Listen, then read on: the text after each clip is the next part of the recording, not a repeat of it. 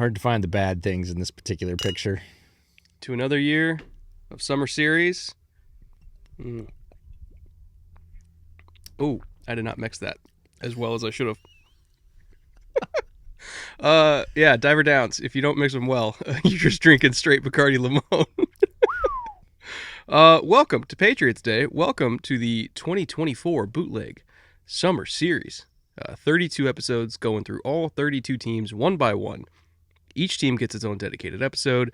We finished with the AFC East last year, so we're starting with the AFC East this year, and it's Patriots Day. Yeah, we're not making people wait. We're trying and flip it. Sometimes people just get stuck in the middle, kind of like NFL teams. Can't be bad enough, can't be good enough. Patriots, we get to early in this series, very early, kicking it off, and there's a reason for that. They had high pick in the draft for reasons. Many reasons. We'll talk briefly about that. If you're a Patriots fan, don't leave yet. We're going to talk about a lot of the good stuff, a lot of positive changes. All that's coming up. For those of you wondering, we're out here on the water in the South Puget Sound. You know, EJ and I always do this series kind of in a home and home style. So we're doing half of it up here in the Seattle area, and then he's coming down to LA where there's a lot less nature. You could say that. We're wrapping it up out there. But again, it's Patriots Day. So if you're a Pats fan, grab yourself a drink, sit tight. A lot to go over today. And if you're not a Patriots fan, too bad. Jay, roll the intro.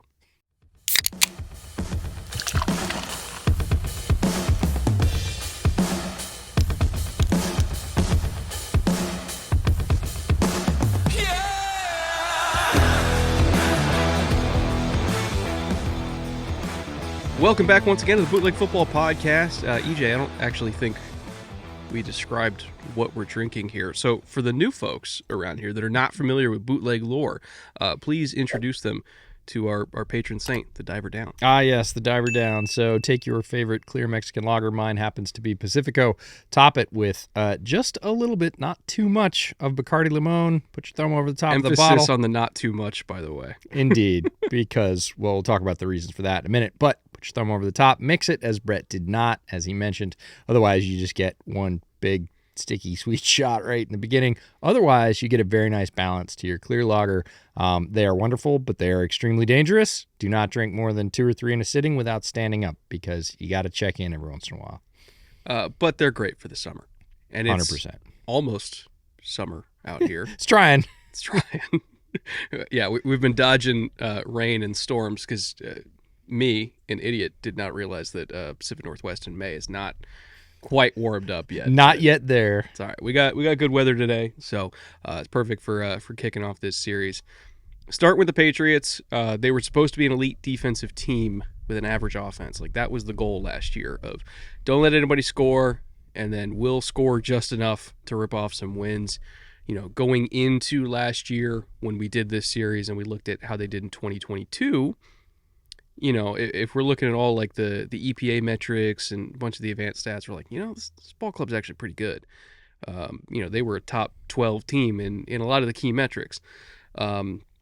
Unfortunately, you can be top 12 in a lot of areas and still be kind of shit if you don't have the things that actually do matter, which is great quarterback play and great offensive line play. They had a bunch of injuries and they shuffled guys around, which we've talked about ad nauseum at this point. But quarterback play, with what they had, and especially the support system around that quarterback last year, it didn't really matter how good the defense was. And especially when the defense started taking on injuries with Judon out and Gonzo out, they just had no hope. So they kind of had to thread a needle last year to be a good team, and they missed by a lot. But they did fix a lot of those issues this offseason. So we can get the hype train rolling once again for the New England Patriots, who surely won't disappoint us this time. No, not at all. And as you said, they had a fairly narrow window for success last year, and tripped, fell, missed it, busted their lip open, and as a result, a fairly complete reset, the most complete reset we've seen in New England in 2 decades. Ever? Yeah. So Patriots last year in 2023, 4-13. We won't belabor the point. Rank in the division 4th. Home record 1-8. Road record 3-5. Last 5 games 2-3. We're gonna bringing you an effectiveness summary this year, and we're going to have two stats. Last year, we just had power score. We wanted to add on to that this year, so I came up with a stat called QBS, or quarterback support.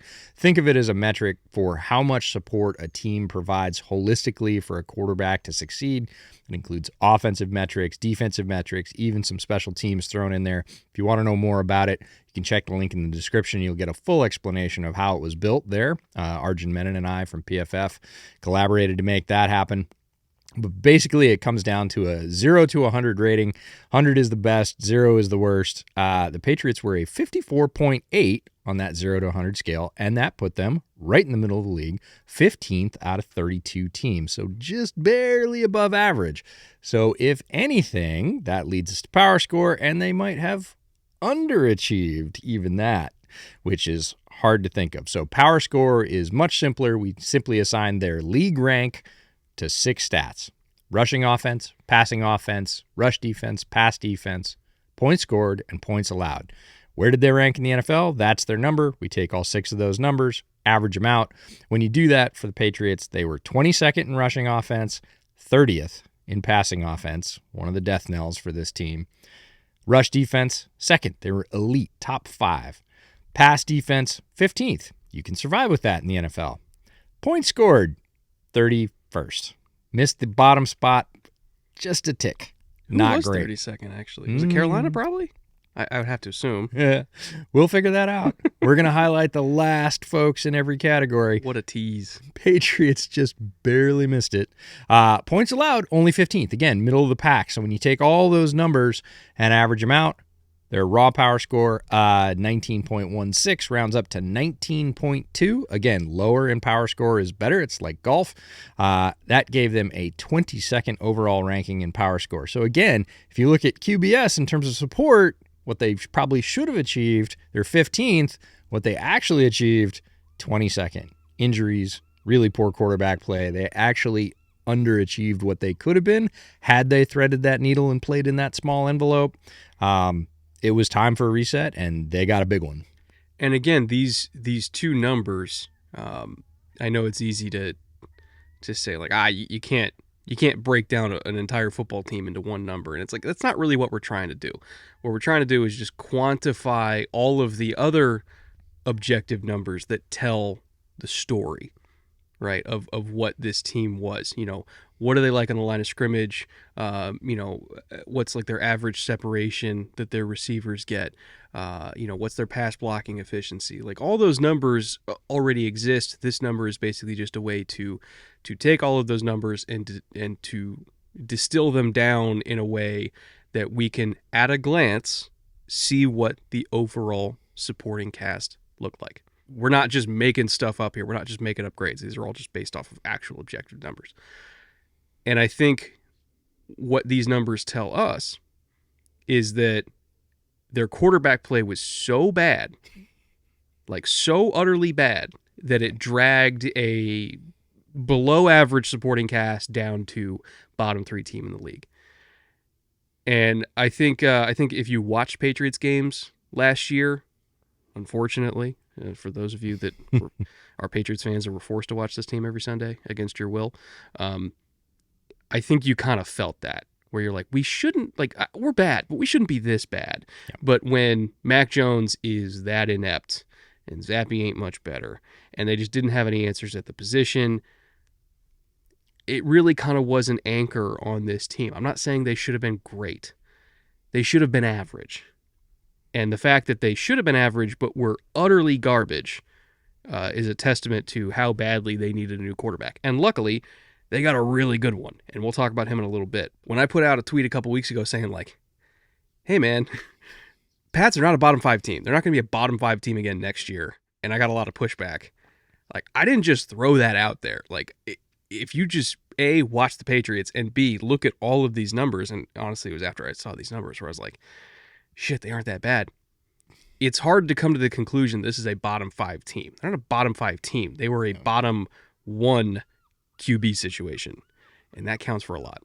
Again, their metrics were pretty average. They were in the middle. They should have been one of those sort of 10 teams in the middle of the league that if, again, all the breaks go their way, They're at the top of that middle 10, and if the breaks don't go their way, they really shouldn't have been below the bottom of that middle 10. They were below that as well. So again, they didn't hit all the pitches they got down the middle, right? And that's on them. So a lot of changes were in the works. A lot of changes came down the pipe. They've made a bunch of functional changes. I know a lot of people are very tempted to say, oh, well, a lot of this personnel came from within the organization. It's still business as usual. I don't get that feeling in New England. I think that a lot of functional things are going to be quite different. They kind of have to be, right? You hope so. Like they don't have any choice. Like they have to be different.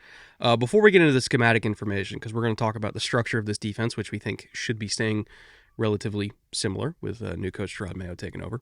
Belichick's, I don't want to say handpicked, but it kind of felt like it. Like right, it kind of felt man, like they were sure. grooming him to be the successor. So obviously he is the successor. Have to imagine there's going to be a lot of carryover defensively.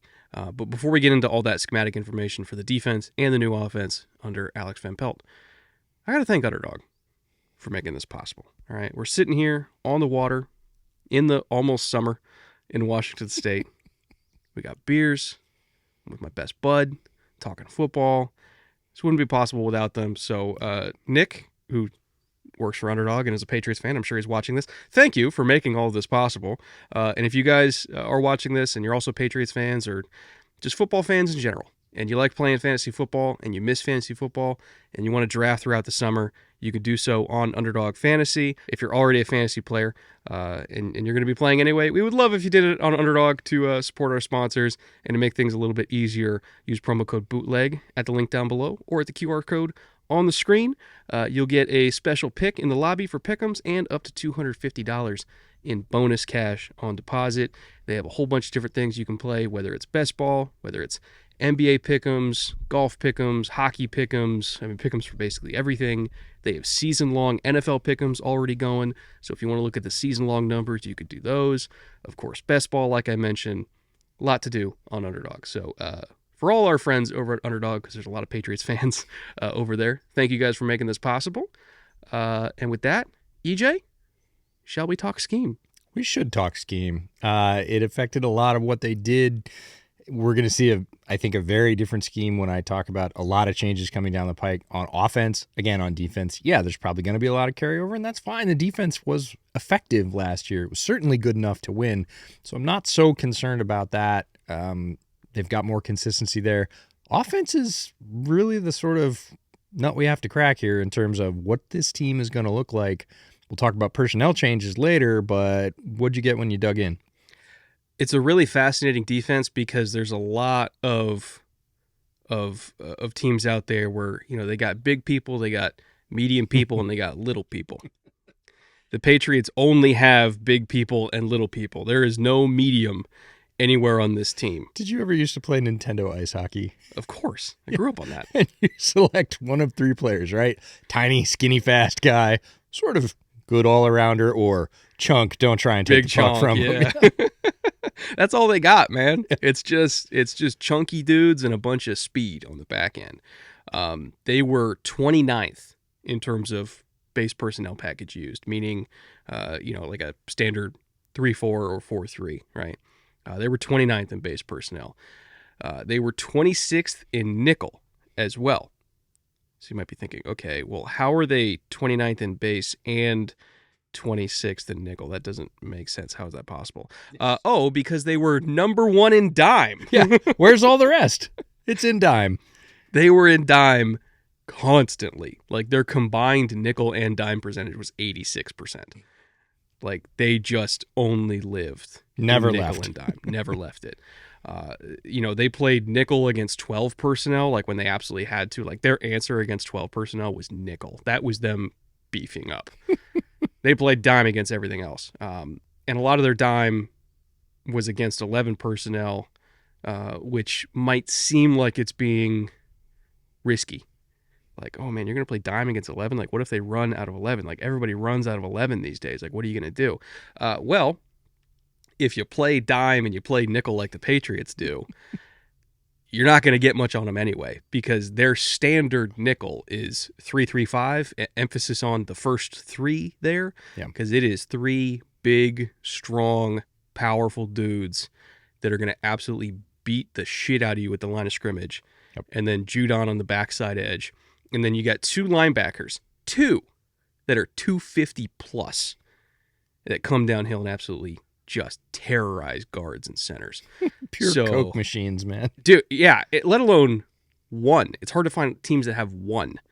They got two next to each other in Bentley and Tavai, right? So if you're wondering how they were still such a great run defense despite playing nickel and dime 86% of the time, they still had weight in the front seven. It was just distilled down to 5 guys instead of 7 guys. And they were very, very good at it. But what that allowed them to do, almost kind of like that hyper specialization, right? Of like, here's our 3 big dudes with Barmore, Godshaw, Dietrich Weiss, Keon White, and Dietrich kind of switched off there. And then you got Tavai and Bentley.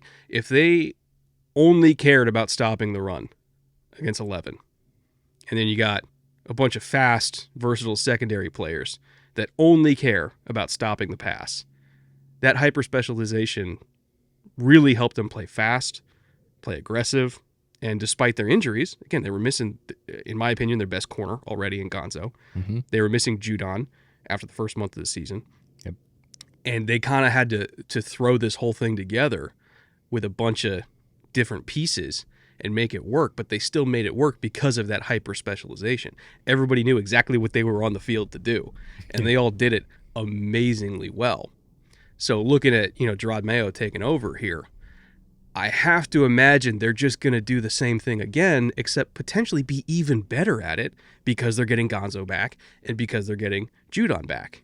Sure. So I think rumors of the Patriots' demise are a little bit early because they were already really good defensively last year. They're going to be even better this year. And as long as Drake May is, I don't know, a top 25 quarterback, they're going to be okay. Yeah, defensively, I think rumors of their death are greatly exaggerated. Until I see it, I'm not going to believe it. A lot of times we say that about teams that we're waiting for to get over the hump, right? Get to the playoffs and prove it. This is different. The Patriots have proved it, and I'm not going to predict regression on the defensive side of the ball in this organization until it happens and sort of smacks me upside the head and says, okay, you have to. That doesn't exist anymore. I think it still does exist. They were, as you said, undermanned last year because of injuries and still a middle-of-the-road defense. Yeah. Even though they were on the field way too much, they got very little offensive support. Despite all of that, they were still fine defensively. Give them some reinforcements, get the injured players back, get, some new blood in the draft, and just keep rolling. Flipping it over to the offense, kind of trying to project what they're going to do scheme-wise on the offense with Van Pelt coming in. It's actually kind of hard for me to project because I don't know how much of the Kevin Stefanski Browns stuff is going to carry over. And I also think a lot of people might have a dated understanding of what Kevin Stefanski was even doing with the Browns. Early on in the Stefanski tenure. There we go. Sound it out, Brett. Hazel. Like I said, Cardi Limon. There's a lot in there. Early on, with the Browns, a lot of wide zone, a lot of bootlegs, very much Shanahan tree, West Coast, like straight down the middle of the fairway. But just like Shanahan and just like Sean McVay, they've kind of moved away from that because of how fronts changed. Mm-hmm. A lot of defenses around the league changed their front structures against these types of offenses because they figured out exactly how to stop it. It's a lot of tight front. It's a lot of, like the 6-1 tilt front stuff where you're just putting bodies on the line of scrimmage saying get upfield. And wide zone started to lose its effect. Not saying it's completely ineffective, but you couldn't just rely on that and only rely on that. Unless you're Miami and everybody runs 4-3, then okay, fine, you can get away with it. But they started to move away from being very wide zone heavy to being a little bit more downhill, a lot more pin and pull schemes, a lot more power. Cleveland was third in power and first in pin and pull last year, which again, you don't think of a Kevin Stefanski offense being like almost Greg Roman-ish, right? Yeah. But they were. They absolutely were. And so I'm curious to see what Van Pelt carries over. It's like, is it going to be a lot of wide zone? Is it going to be a lot of power and counter? I mean, I feel like the Patriots are more built to run that than they are to run wide zone, at least at this point in time. So I'm very fascinated to see what they do. I think regardless, it's going to be a lot of under center for Drake May, just because being under center gives you the ability to be diverse in your run game. You can run anything out of being under center, not so much when you're in the shotgun all day. And I don't get the sense that Van Pelt wants to be handcuffing himself to only certain types of runs by being in the gun all day. And Drake May, I mean, he did get some under center work at North Carolina, so like it's not completely new to him. Like you can do, hard play action fakes where you turn your back to the defense. Like he did that at North Carolina. By the way, on Underdog Fantasy, they actually sat down. They had Colt McCoy and Josh Norris sit down with Drake May and do this really long film study where Colt and Drake were walking through North Carolina's film. It's some of the best football content I have ever seen, like ever. I don't know if it's still on YouTube because there's little complications with Film. our friends over at it wasn't even North Carolina's fault. It was the people who own North Carolina's film. Right. I know it's definitely on Twitter. So go to Josh Norris's Twitter and find that. Actually, I'll link it in the pinned comment down below. How about that? There you go. Because if you're a Patriots fan, you have to watch that video. It is incredible. And it really, it made me even more of a believer in Drake than I already was. And I was already very high on him. But that video, I think, did a great job of showing that, yeah, you can do a pretty under center heavy offense with him, and he's going to be just fine. It's always interesting to me with guys like Alex Van Pelt. So I'm going to ask you a question. Do you remember Alex Van Pelt as a college player? Honestly, no. Okay. I do.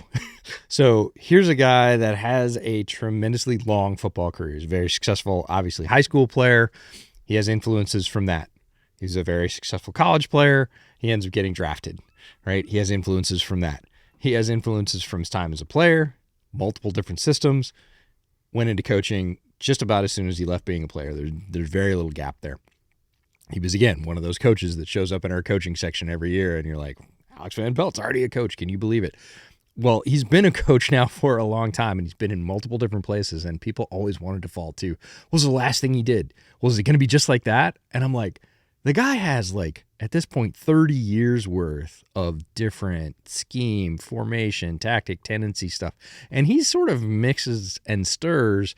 He becomes the OC where there is not, let's just say, a hardcore tradition that he has to continue. It's not like a defensive coordinator coming in and Gerard Mayo's your head coach, and he was there last year, and he's like, well, it kind of worked. Guess what we're going to run?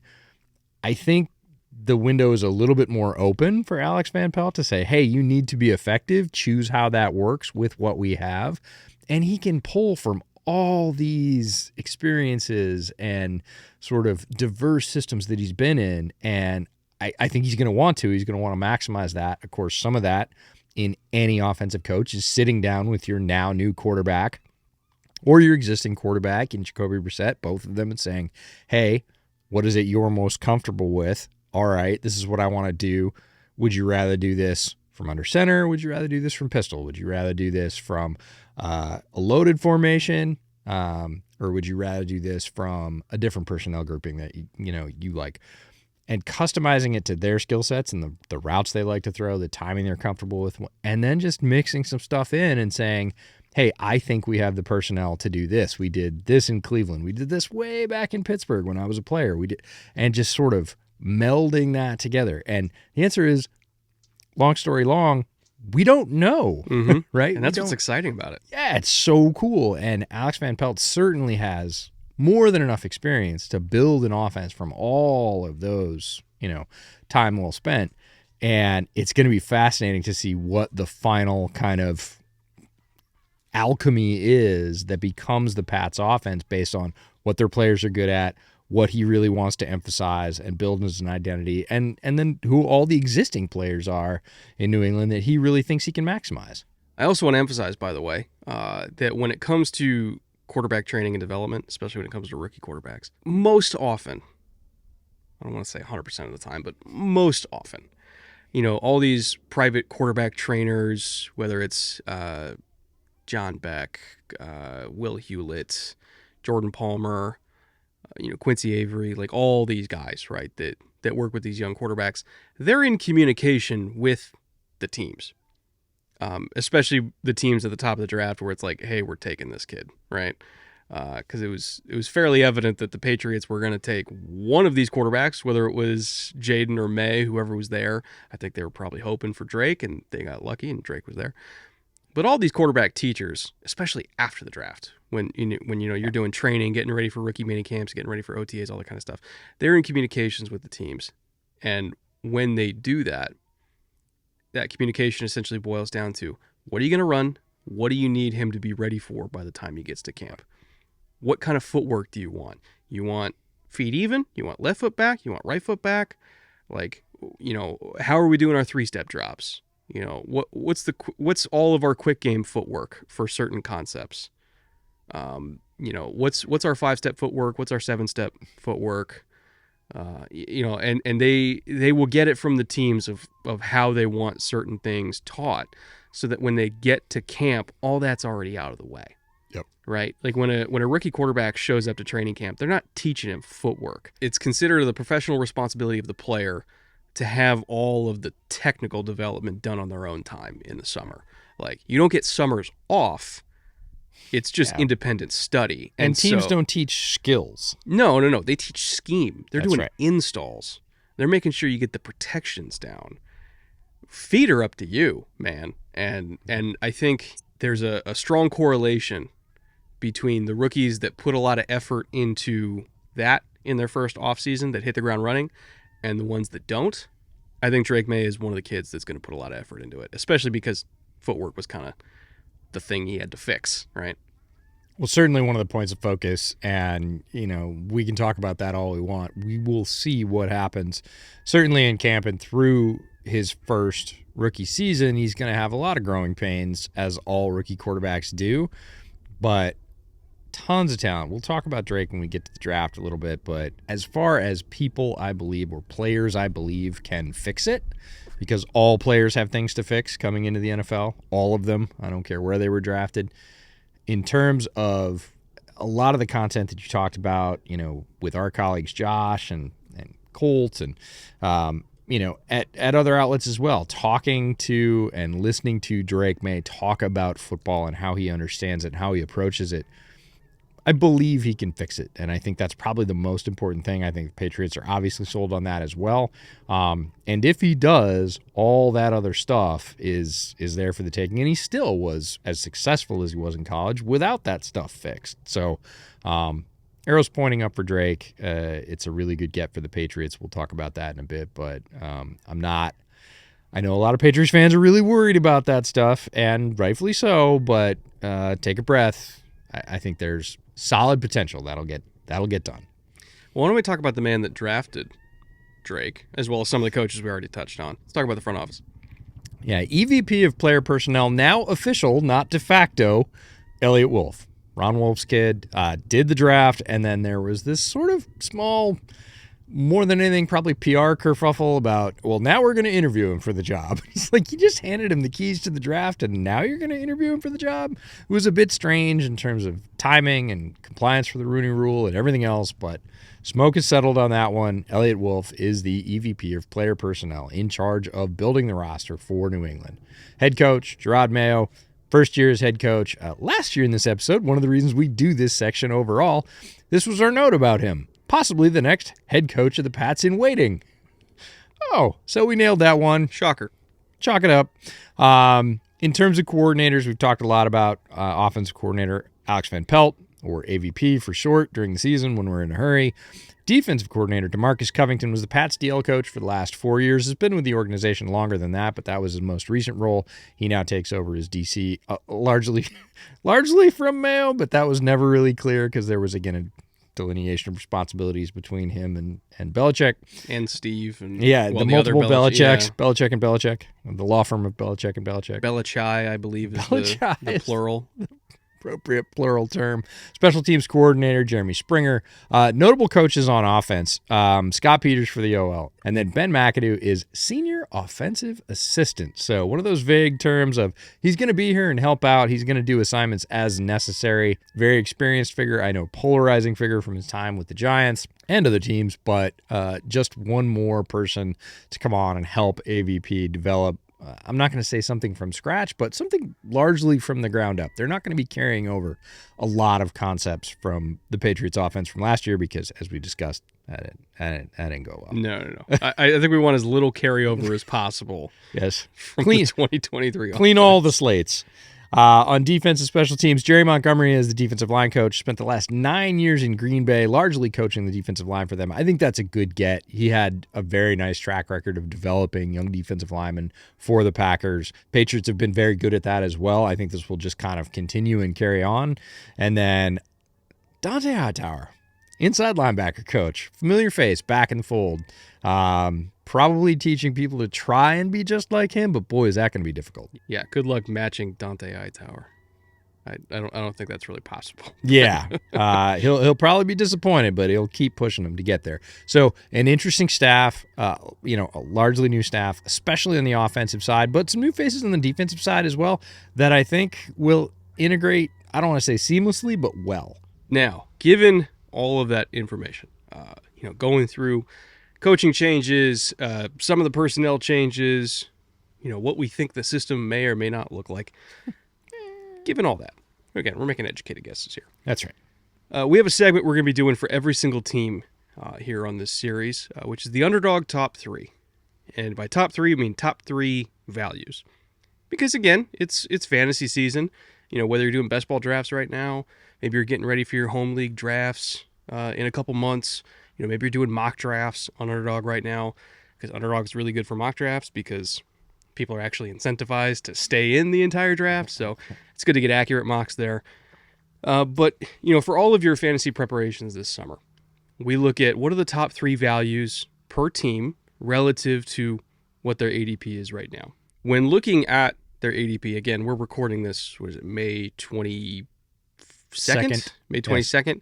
Yes. So maybe by the time you watch this later in the summer, these numbers are going to be slightly different. But as of the time of recording this, our 3 best values that we can find are Ramondre Stevenson, who's at RB20, which for a lead back in an offense that we think is going to run fairly frequently. A bunch. And perhaps fairly effectively. That's a little low. Plus, Ramondre's a really good receiver, too. Really good outlet. So, again, a little low for our taste. Drake May is at QB 29, which is only true if you think Jacoby Brissett's going to be starting a significant number of games. I'm not sure that he is. Define significant. I kind of think it might be 3. Maybe? Oh, okay. Maybe you're at most. Lower than I am on that one. I would think 5 to 6, and then after that, it's time. I don't think you're going to need to see that much. Because Gerard Mayo is a player, right? Mm-hmm. And so Mayo knows how players respond to practice, in the sense that if Drake May is out there carving people up, carving his defense up in practice, a lot of old school coaches, they'll kind of sit on it and be like, nah, I'm not putting the kid in the game. Sure. But Mayo knows how players see it, which is players see what happens at practice, and they're like, why the hell is that kid not on the field? Give us our best chance, coach. So with that mentality as a former player, I think he might have a quicker trigger than maybe some old school coaches that were not players, that didn't either understand or care about that dynamic of like, sure, hey man, the locker room cares about that kind of stuff. If they're getting lit up in practice, they want the kid who's lighting them up in practice on the field because they're trying to win games. You only got 17 chances. I think Mayo might care about that more than, say, Belichick did. Because Belichick was just going to do whatever he wanted to do, regardless of what the players wanted. So, again, QB 29, I would be very surprised if he ended up at 29 when all is said and done in terms of what quarterback put up the most points. I think he's going to get on the field earlier than we think, and I think he's going to perform better than maybe a lot of people expect, because I also think their supporting cast, rather who he's throwing to, is a lot better than last year, which brings us to our third value, which We're cheating on this one because it's kind of two guys. Yeah, it's pick your flavor. It's pick your flavor. Do you want the crazy value or the crazy value? Because Jalen Polk right now is going as wide receiver 69 and Pop Douglas is going as wide receiver 82. Cool. Now, if you watched this episode last year when we talked about the Patriots, we tried to tell you Pop Douglas is the man. And he was the man. I'm not saying he had like a crazy rookie season, but for what a lot of people expected out of a 6th-round receiver from Liberty, which is nothing, like we told you this time last year, we saw him up close in person, and that was not your typical 6th-round receiver. Like, he's a really good player. Going as wide receiver 82 right now. What round does that put him in? Oh, last one. Whatever the last one is. I think his ADP is like, his overall ADP is, what, 190, something like that? Something crazy low, right? So, way down there. Way down there. He's not your normal 6th-round rookie. He's not your normal wide receiver 82. I think even if he's only wide receiver 59, wide receiver 60 at the end of the year, he ain't going to be 82. Yeah. Like, you're still getting value on that. Very good separator, very good third down weapon. Love DeMario Douglas. I still think he's one of the best, if not the best, pure separator on that roster. Which brings us to Polk. Okay, well, if we love Pop Douglas that much, why would we pull the trigger on Polk over him? It's because Polk is going to be Drake May's best friend. Because Jalen Polk, I mean, talk about catching everything. You could throw that ball in the middle of the 405 and he's going to come down with it.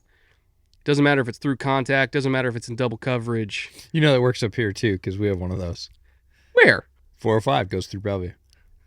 Is it the same 405? It can't be the same 405. No.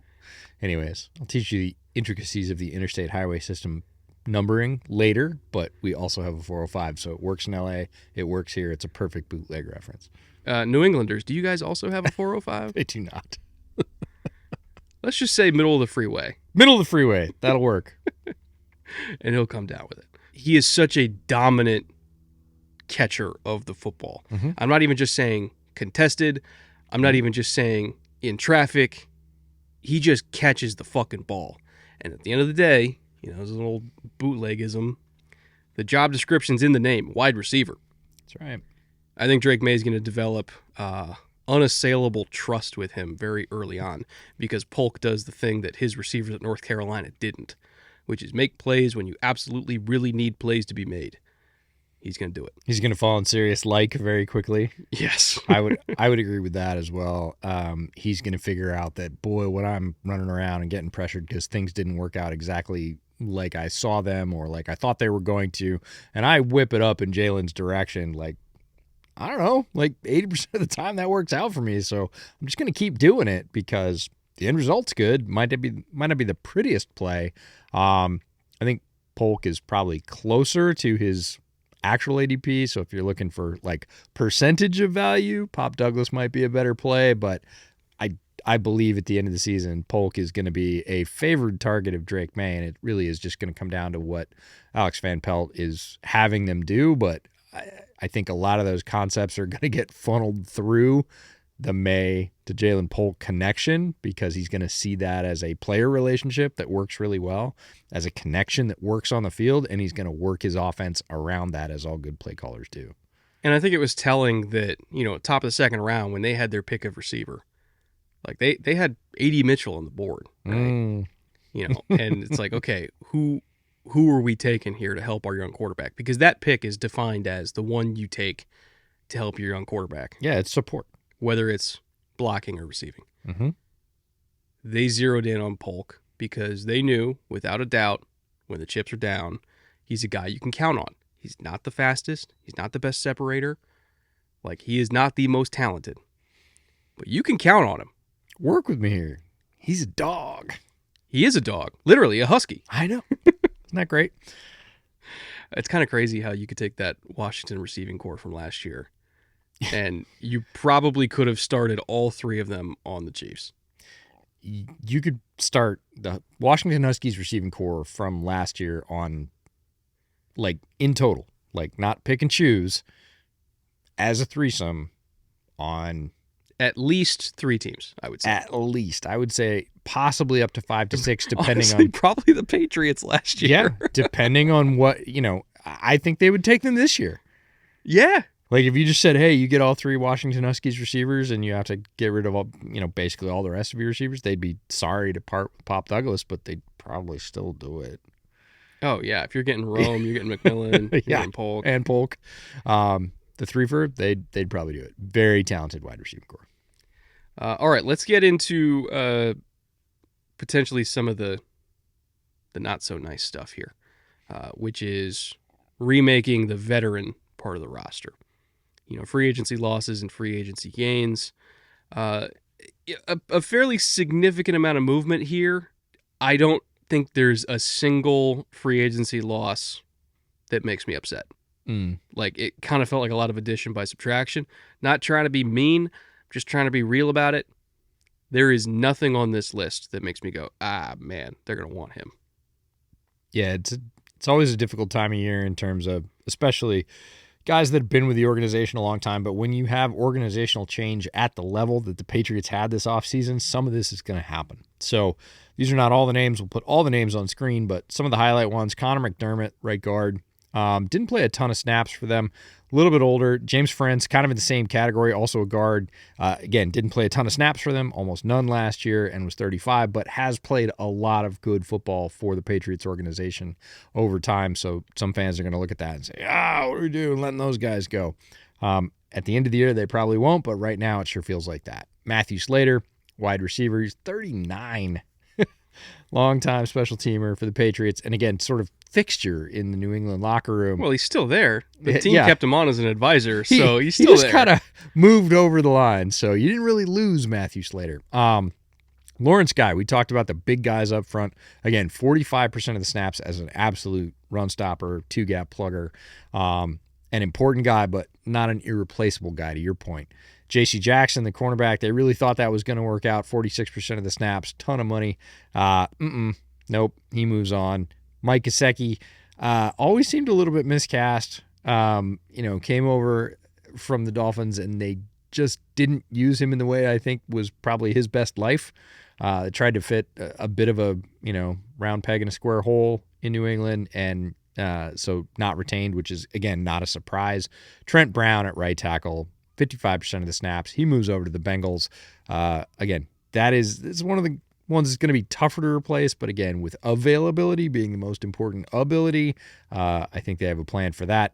Zeke Elliott goes home to Dallas. Devontae Parker never really developed into, again, the wide receiver that they thought he was going to be. Certainly had the opportunity to. Made some plays for them, but he heads down south to the Eagles. His route tree always cracks me up because it's just Devontae, run straight. Okay. Gotcha, coach. Neat. No I can worries. do that. I can do it. Jalen Mills is a corner. Played well for them. Nearly 40% of the snaps, but again, heads south to the Giants. Mac Jones really just had to move on. There wasn't a future for him in New England. Goes to back up the Jaguars quarterbacking room. And Miles Bryant, again, another dog out of UW. Again, low draft pick that certainly outplayed his status, goes to your Texans. That one hurts a little bit in terms of he was a glue guy in their secondary for a long time, played 75% of their snaps, played all over. You talked about that multiple alignment in the secondary. He could kind of do it all, depending on the play. Well, when you say kinda. Yeah, kinda. That's the thing. Emphasis on the word kinda. Sure. Do it all. Yeah, outplayed his draft he's status. Good at it, but he'll kind of do it. Outplayed his draft status, but his draft status was really low, so take that as you will. But Miles Bryant, no longer a Patriot, down with the Texans now. If he's getting significant snaps in Houston, I'm not sure it's a great thing. A net positive. We'll get to that in the Houston episode later this summer. All right, let's talk about who they retained. Michael Onwenu was the big one. Obviously the guard market, guard/tackle market. I mean, Michael Onwenu is yes. What's his position? Sure. I don't know, all of it. One of your best 5. But his value, it's hard to quantify because he's kind of been their most, in my opinion, their most stable offensive lineman. Don't even want to say guard. I can quantify it. They did. Roughly $19 million. Roughly $19 million. And he still might be underpaid. Possibly. Honestly. But the offensive line market has exploded. as it should, because other than quarterback, offensive line is literally the position group on your team that will define how successful you are.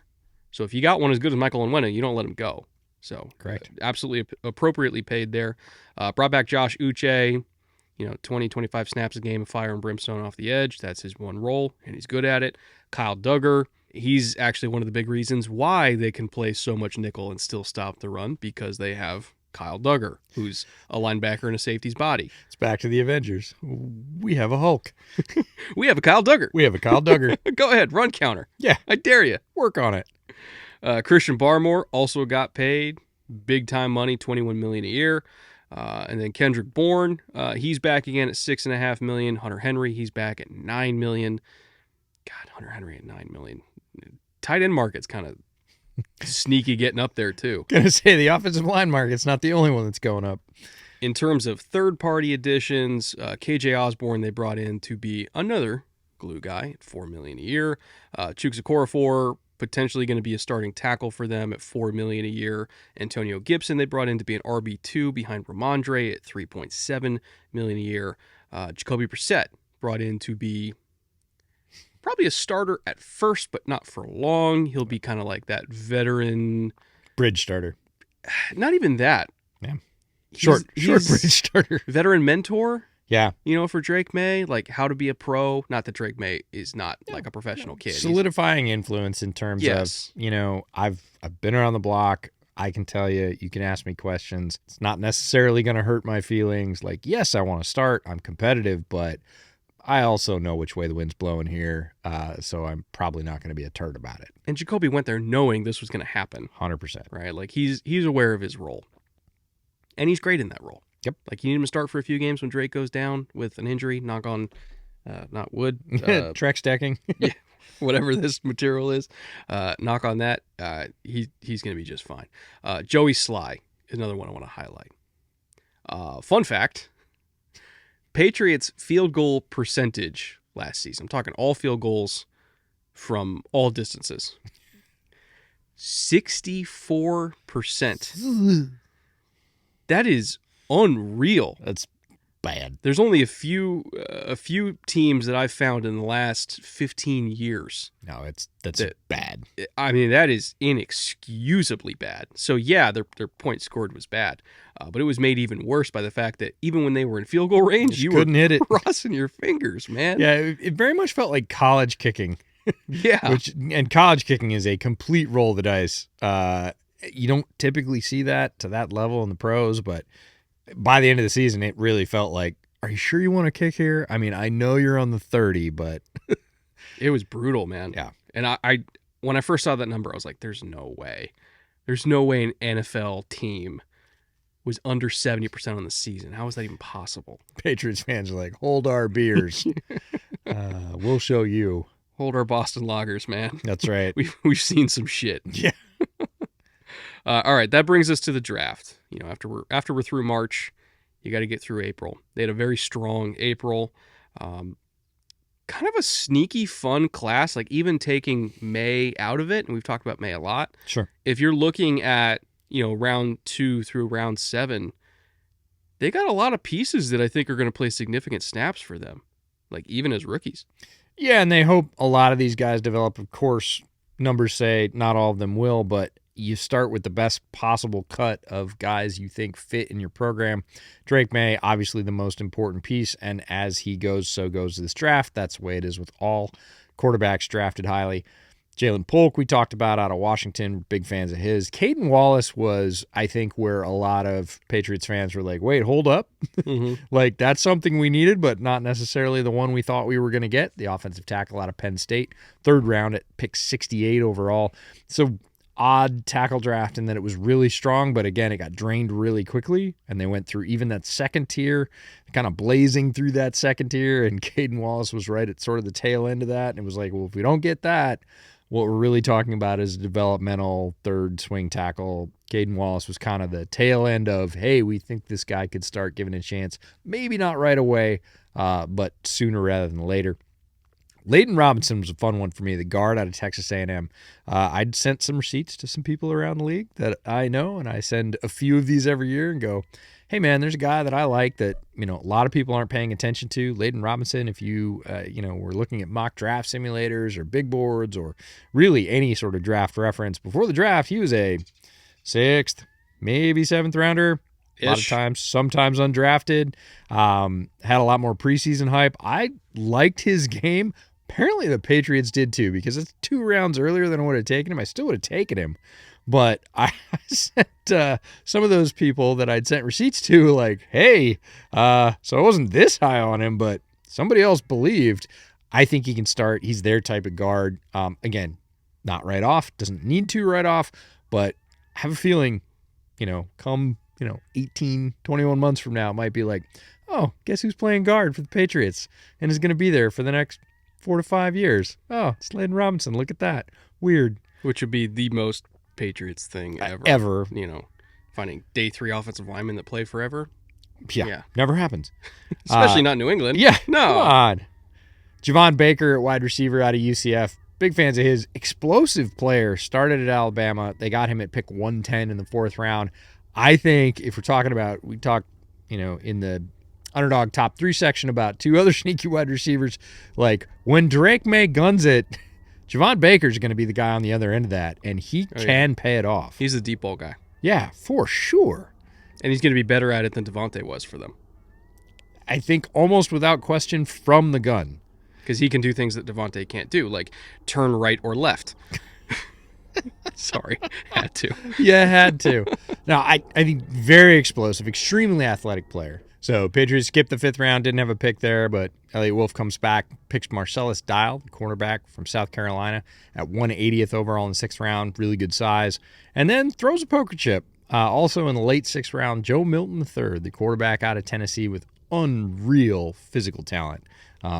Big, fast, absolute cannon for an arm. This is a let's roll the dice and see. If it works out, we're going to look like geniuses. And if it doesn't, it was a late 6th round pick. Nobody's going to care. I was standing 6 feet behind him with my camera when he threw that 73-yard bomb at the Comet. Actually, Jay, let's throw that clip in right now because I had a visceral reaction when the ball came out of his hand. We'll throw that in right now. They don't understand. They don't understand all this going into it. They just and it is Jesus. It is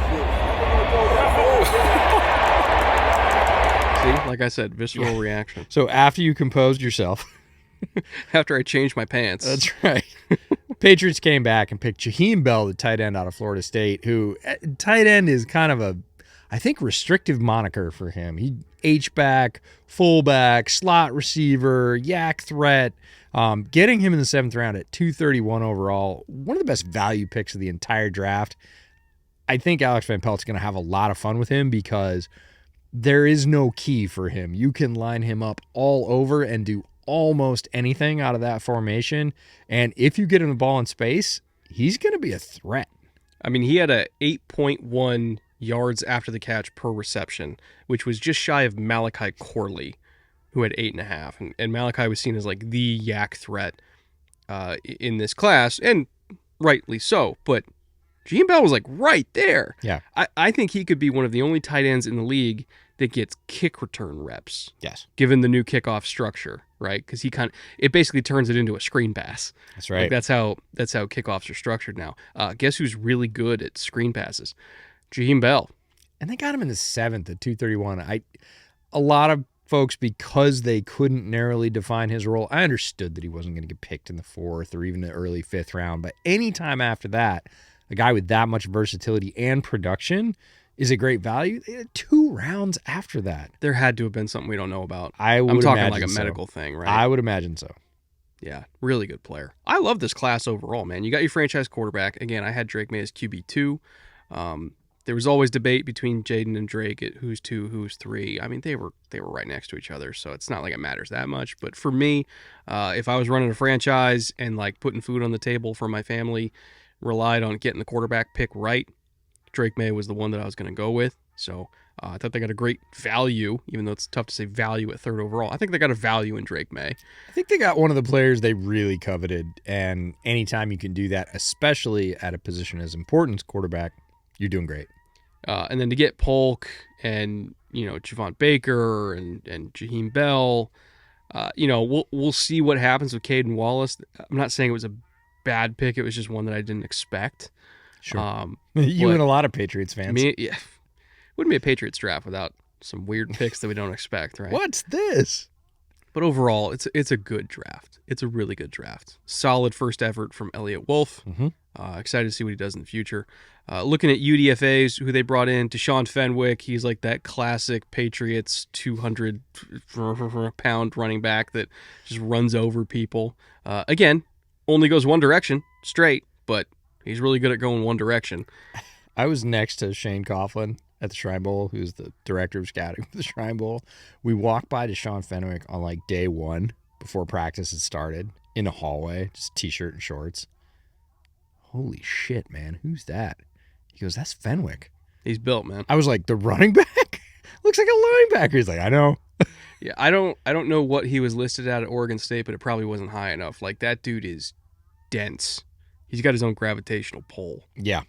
So I wouldn't want to be in front of him. No. Again, he went undrafted because the whole like change of direction thing, not really his skill set. But if you're just running counter and you're saying, all right, Deshaun, absolute hammer, you're going to get contact. Get the ball, go forward, run into somebody. He's going to do that. He's going to do it really well.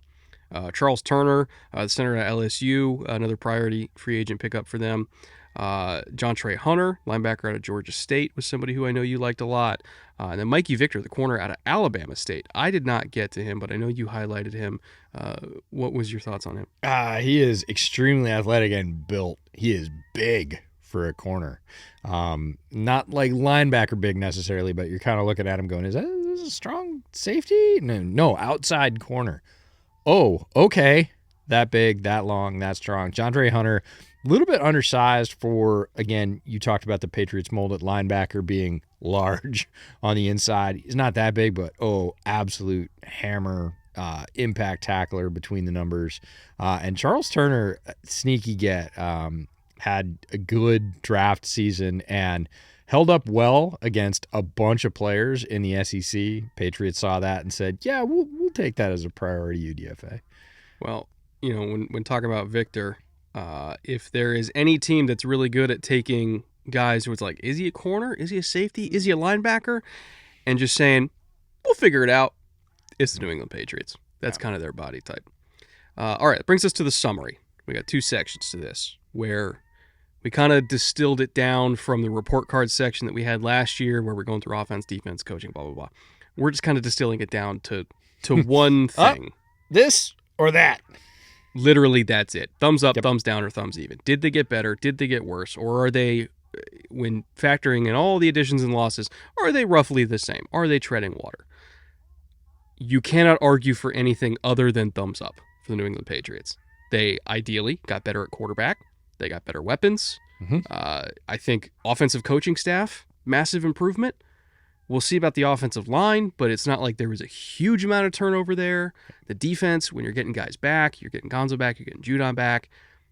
This team should be, keyword should, I know things have gone awry in New England last couple of years, but should be, on paper, way, way, way, way, way better. Would not be surprised if this team, I'm not saying they will get a wild card spot, they'll be at least in the discussion. They will not be mathematically eliminated by Christmas, which would be a huge uptick for the Patriots by their standards.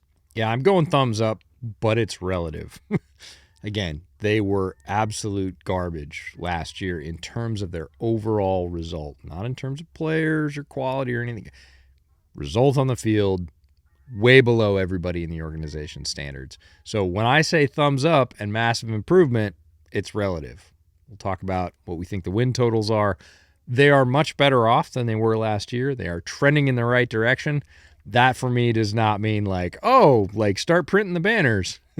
That's not a thing. They could have massive improvement, still miss the playoffs. They're not the Colts. They don't just put up banners for anything.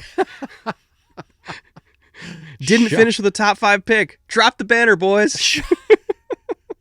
Shots fired in Indianapolis. Marvin Sr.'s around here somewhere? Oh, sorry. But they could be, not a playoff team and wildly improved this year. So thumbs up is still the thing, but temper the expectations. Hard to be worse. Yeah. Like really, really difficult. Yeah, you're going to have to work to be worse. All right, that brings us to ceiling and floor. What's the ceiling? What's the floor? I wrestled with this one. It's like, did I want to go all the way to 9? I thought about it, but I was like, let me be conservative. Let me just settle for taking steps in the right direction. So I put their ceiling of wins at 8, and I put their floor of wins at 5. So they're going to be better, barring something catastrophic like all the quarterbacks getting injured, something like that.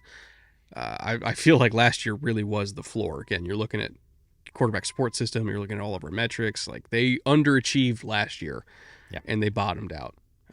Was it 3 wins? I think it was, right? Something like that. That's correct. So can't imagine they're going to be back down there again. So floor at 5, ceiling at 8. What do you got? We agree on this one. It's one of the ones where we match on both ceiling and floor. And I thought sort of 9 wins is really wild card contention. In the AFC, it might not be, but that's tickling for sure. That felt like just barely a bridge too far because they have so many moving pieces and a long way to go from where they were. They're going to be much better. They're going to be improved. Even if they are an 8-win team, that's a huge step up from where they were. And again, another solid draft. If they get it next year, another year of building through free agency, and they will be in contention for the division title again for not just wild cards, but, solid playoff berths. And floor at 5, that defense, they should have won 5 last year, even with everything. Even if somebody gets hurt. I mean, Jacoby Brissett will win you a couple of games. A couple more than last year puts you at 5. So 8 at the top, 5 at the floor. I also want to note they have 4 individual games where they are playing on 3+ more rest days than their opponent. Ooh. So 4 separate weeks, they have a 3+ Cushy. day. Oh, their schedule is very favorable when it comes to rest. They don't play anybody coming off a bye or a mini bye the entire year. Wow. I think they might be the only team that I was going to say, that's rare. It's kind of ridiculous, like how much of a break they Here, caught. Patriots, get better.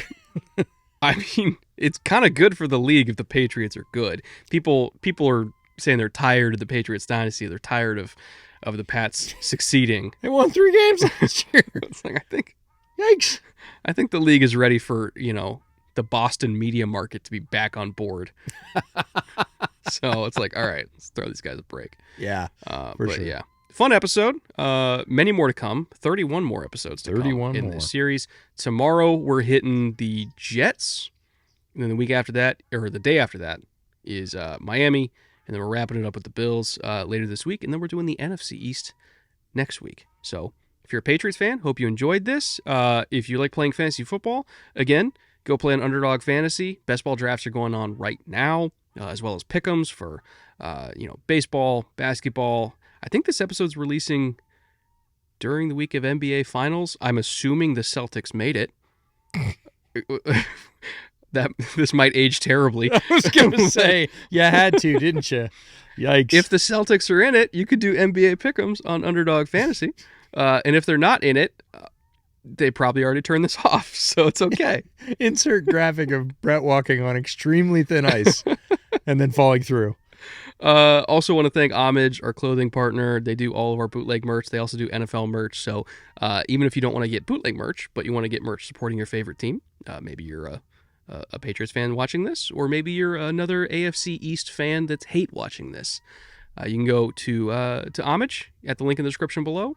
Anything you get, whether it's for your team, whether it's for NFL, whether it's for like random licenses they have for like Legends of the Hidden Temple, National parks, anything you get at that link, we get a direct cut of. So it's also a great way of supporting the show. Really just supporting sponsors in general. It's a good way to support us. Also, have to thank our patrons for their direct support. All of our patrons in the executive producer tier, you guys directly paid for this Verbo that we're recording this entire series from. So thank you to you guys as well. We'll be back tomorrow with the Jets, talking about the fighting Aaron Rodgerses. And until then, later.